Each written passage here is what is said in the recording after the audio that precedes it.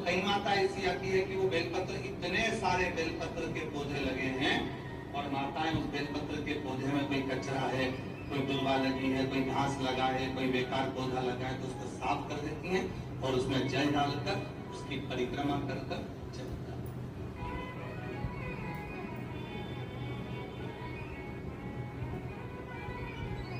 कई माताओं की आदत है पीछे जो बेलपत्र की बगीची है वहां जाकर परिक्रमा कर।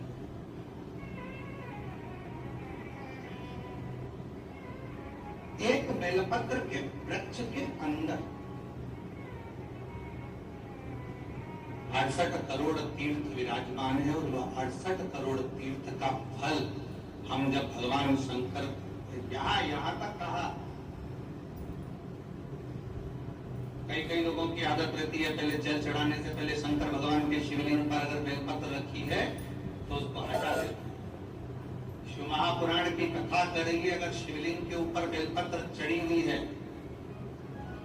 चढ़े रहने दो, फूल है, आप उसको हटा सकते हैं, मना नहीं। शिव जी का अभिषेक करने से पहले, भगवान शंकर को जल चढ़ाने से पहले, जब आप घर में कोई अनुष्ठान कर रहे हो, शिव जी का अभिषेक कर रहे हो, शंकर भगवान का कोई साधना कर रहे हो, शिव अभिषेक कर रहे हो, तो सबसे पहले शिवलिंग पर एक बेलपत्र का होना जरूरी है, फिर जल चढ़ाओ।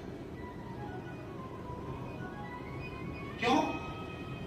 आपके पास, हमारे पास इतनी जो शास्त्रों में वर्णन किया गया, गंगा, यमुना, सरस्वती, कावेरी, मंदाकिनी, क्षिप्रा, नर्मदा आदि जितनी भी पवित्र नदियां हैं, सरयू आदि की जितनी पवित्र नदियां हैं, इतने नदियों का, इतने सरोवर का, इतने कुंड का जल हमारे पास नहीं है। हमारे पास इतना जल नहीं है। हो सकता है आपके पास हो, पर हमारे पास नहीं।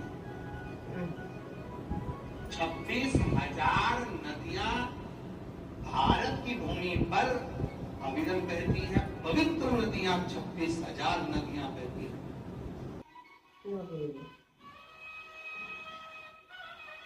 और हो तो हमारी तरफ से आपको दंडवत प्रणाम, नमन। पर हम एक बात बिल्कुल छाती ठोक कर कह सकते हैं कि वो 26,000 नदियों का जल हमारे घर में है। कैसे?